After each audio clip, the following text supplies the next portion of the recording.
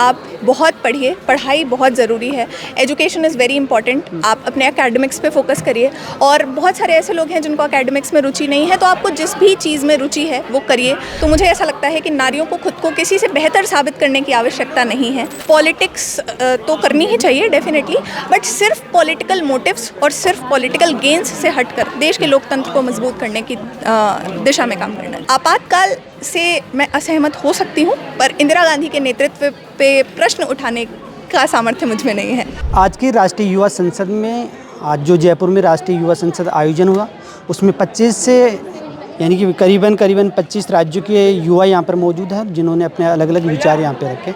और 2047 का जो प्रधानमंत्री नरेंद्र मोदी जी का जो विकसित भारत का सपना था, वो सब्जेक्ट में इसमें शामिल किया गया।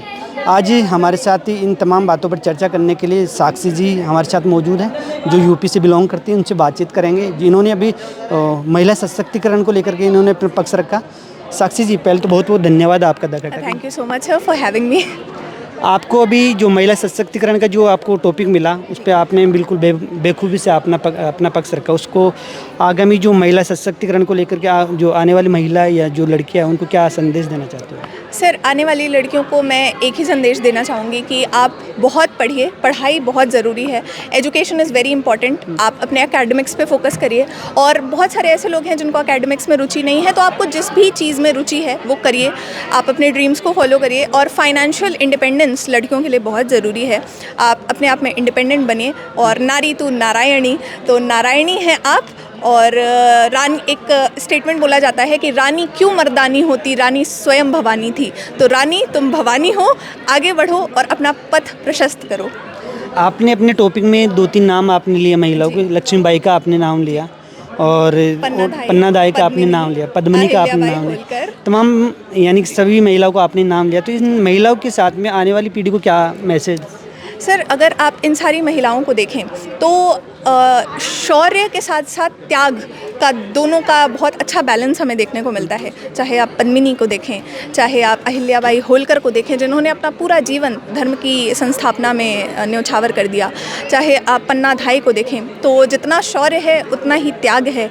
तो बहुत ज़रूरी है कि नारियां दोनों को बैलेंस करें, और पुरुषों से कंपैरिजन, आई थिंक आजकल एक बहुत ये है, फेमिनिज्म से बहुत सारी डिबेट्स इमर्ज होती हैं, and I am a core feminist. तो मुझे ऐसा लगता है कि feminism is about equality, and it is not about being better, but it is about being equal. तो मुझे ऐसा लगता है कि नारियों को खुद को किसी से बेहतर साबित करने की आवश्यकता नहीं है। वो बराबर हैं, बराबर की हकदार हैं। हमारे यहाँ अर्धनारीश्वर की पूजा होती है, बराबरी के हम हकदार हैं। संविधान हमें बराबरी का अधिकार देता है, और उसी बराबरी के अधिनियम की आज चर्चा की गई। आज के लिए इस राष्ट्रीय युवा संसद में आपने विपक्ष में आपको रखा गया। विपक्ष में भी कुछ लोग हैं जिन्होंने अभी बीच में दिया कुमारी जी के जब भाषणबाजी चल रहा था, तो अलग अलग प्रतिक्रिया लोगों ने बोली, और आपको ये जो महिला सशक्तिकरण की तारीफ दिया कुमारी जी ने की। जो भी हाल ही जो संसद, अपना जो दिल्ली में जो संसद है, उसमें पक्ष और विपक्ष है, तो विपक्ष को किस प्रकार देखते हो आप? सर, विपक्ष का ऐसा है कि मुझे ऐसा लगता है कि एक स्ट्रॉन्ग ऑपोजिशन का होना बहुत ज़्यादा ज़रूरी है। ऑपोजिशन के अंदर अपने आप में बहुत फैक्शंस हैं, वो तो रूलिंग पार्टी में भी देखने को मिलते हैं, क्योंकि अभी जो रूलिंग पार्टी है वो अलायंस पे ऑपरेट कर रही है, एनडीए अलायंस है, बीजेपी के पास पूर्ण बहुमत नहीं है। बट मुझे ऐसा लगता है कि रूलिंग पार्टी के साथ साथ ऑपोजिशन में बहुत ज़्यादा फैक्शंस हैं, यूनिटी की बहुत ज़्यादा कमी देखने को मिलती है, एक कॉमन एजेंडा की बहुत ज़्यादा कमी देखने को मिलती है। They lack agenda.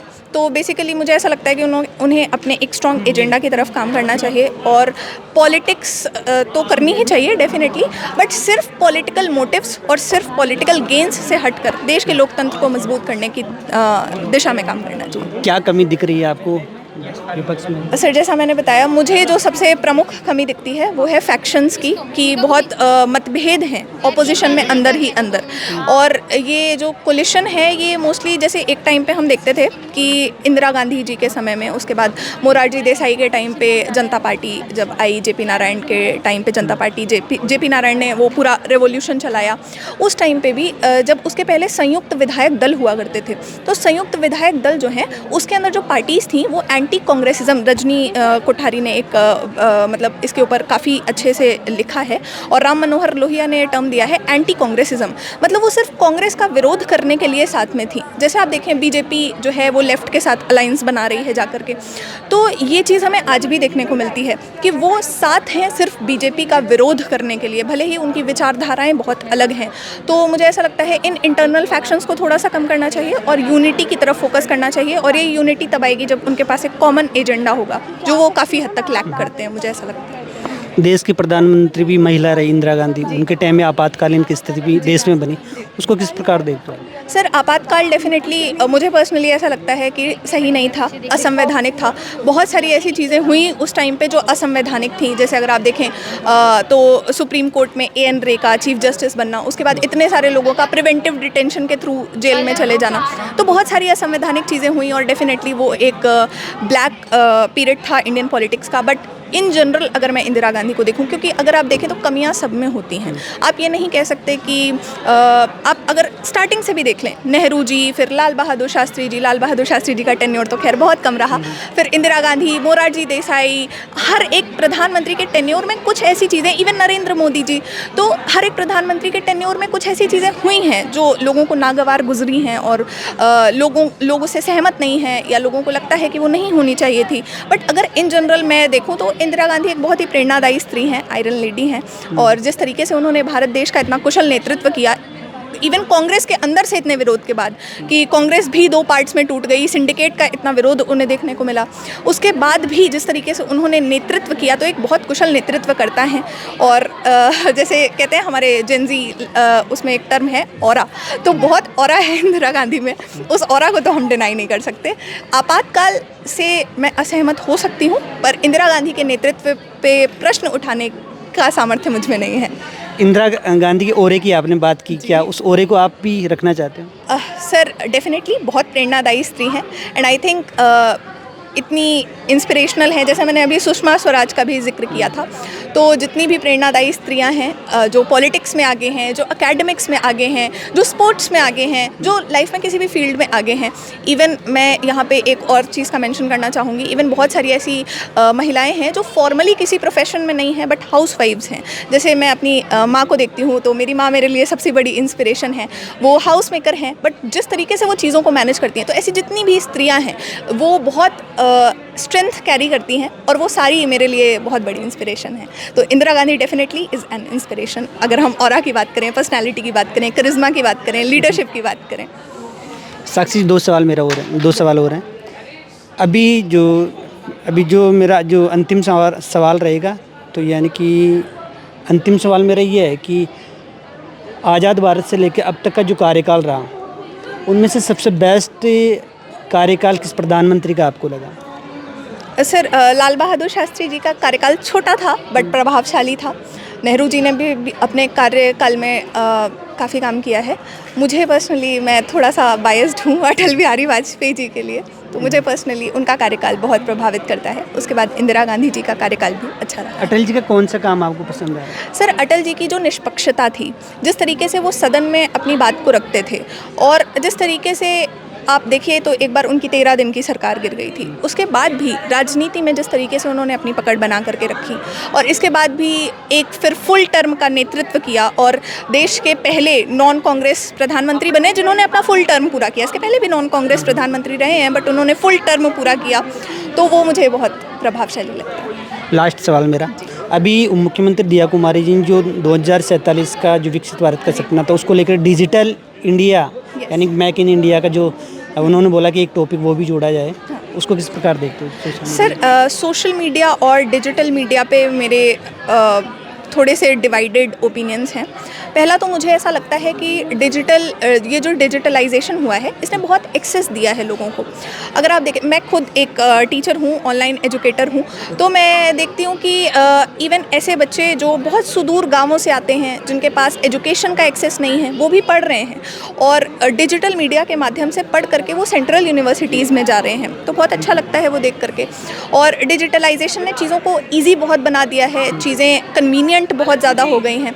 लेकिन इसके साथ इसका दूसरा पहलू भी है। जैसे हमें बहुत सारे सिक्योरिटी कंसर्न्स देखने को मिलते हैं, साइबर सिक्योरिटी के इश्यूज़ हैं, डिजिटल थ्रेट्स हैं, और उसके बाद अभी जो AI डेटा सेंटर्स का इतना बड़ा ट्रेंड चल रहा है, AI का जो ग्रोइंग कंसर्न है, उसमें आप देखें पर्यावरण को भी बहुत ज़्यादा नुकसान है। तो ये एक दोहरा एंड है और मैं इसको इसी तरीके से देखती हूँ। मुझे ऐसा लगता है कि यूज़ अच्छा है, बट थोड़ा सा जुडिशियस यूज़ होना चाहिए। जितना फ़ायदा उतना नुकसान। जितने फ़ायदे हैं उतने नुकसान हैं।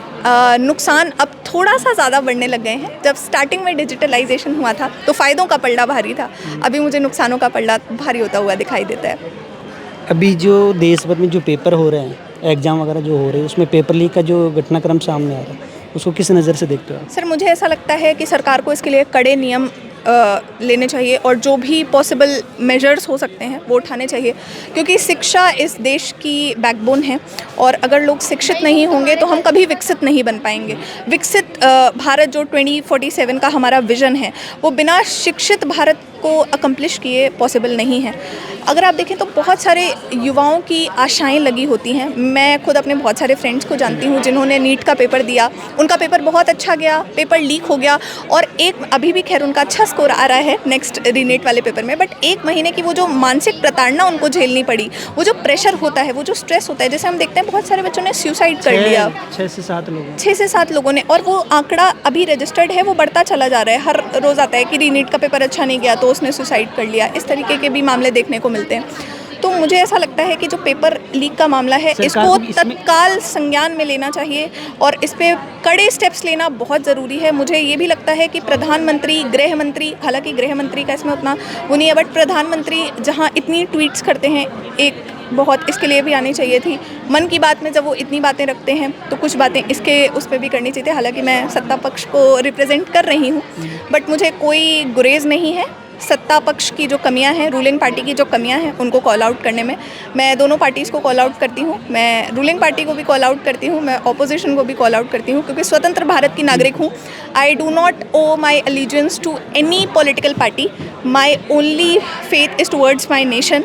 मेरे लिए राष्ट्र सर्वोपरि है, तो जो गलत है सो गलत है, गलत कहने में कोई बुराई नहीं है। तो अभी क्या सुधार इसमें होना चाहिए शिक्षा? सर, शिक्षा में सबसे पहले तो मुझे लगता है कि NTA जो एजेंसी है उसके स्ट्रक्चर में सुधार की बहुत ज़्यादा ज़रूरत है। अब देखिए, आप ब्लैक लिस्टेड कंपनीज़ जो हैं उनको आप इतने बड़े राष्ट्रीय स्तर के पेपरों की जिम्मेदारी दे रहे हैं, क्यों दे रहे हैं? इसके अलावा अगर ये हर बार पेपर लीक हो रहे हैं तो डेफिनेटली आपके इंफ्रास्ट्रक्चर साइड से कुछ प्रॉब्लम है, या तो फिर अगर आप देखें तो इंटरनल ही कुछ ऐसे इश्यूज़ हैं, आपके खुद के पॉलिटिशियंस ऐसे हैं जो पेपर लीक्स करवा रहे हैं। अगर आप देखें तो सीकर से मुझे लगता है कि अभी हालांकि इस बीच में मैं बहुत बिजी रही हूँ तो उतना मैंने न्यूज़ वगैरह में एक्टिव नहीं हूँ, बट मुझे जहाँ तक याद है तो सीकर में जिसको पकड़ा गया, जो सबसे पहला लिंक मिला, वो ऐसे सदस्य थे जो खुद सत्ता पार्टी से संबंधित हैं।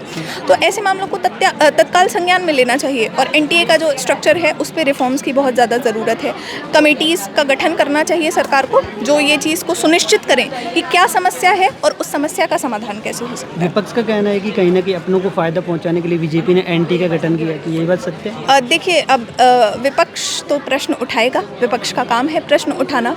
इस पर मुझे लगता है एक कमेटी बननी चाहिए। मैं इस पर कुछ कमेंट नहीं कर सकती, बट मुझे ऐसा लगता है कमेटी बननी चाहिए और जांच होनी चाहिए और जो भी दोषी हैं उनको तत्काल रूप से सज़ा देनी चाहिए। और ना सिर्फ शिक्षा व्यवस्था में इंफ्रास्ट्रक्चर लेवल पे बदलाव लाने चाहिए, बल्कि ऐसे जुडिशियल रिफॉर्म्स भी हमें लाने चाहिए, ऐसे कानूनी व्यवस्था, ऐसे कानूनी प्रावधान भी बनाने चाहिए कि जो भी लोग ऐसे मामलों में संलिप्त पाए जाते हैं उनको तत्काल रूप से कोई सख्त से सख्त कार्यवाही उनके ऊपर हो। क्योंकि अगर हमारे पास एक स्ट्रॉन्ग कानून नहीं होगा तो फिर मतलब नहीं है कोई, चाहे हम कितने भी इंफ्रास्ट्रक्चर में सुधार कर लें। बिल्कुल।